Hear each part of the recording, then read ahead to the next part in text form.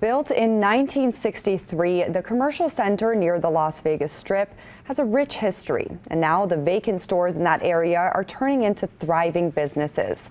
Today, the commercial center celebrated its 60th anniversary.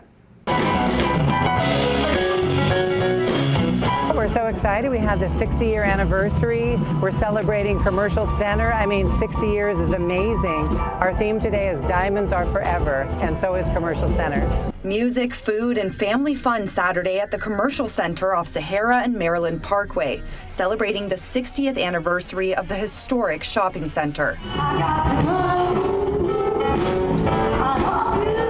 About 100 vendors and musicians participated in the anniversary party, with horse wagon rides, a clown, and face painting, all celebrating the Commercial Center's rich history and its bright future as the county and community work to revitalize the area.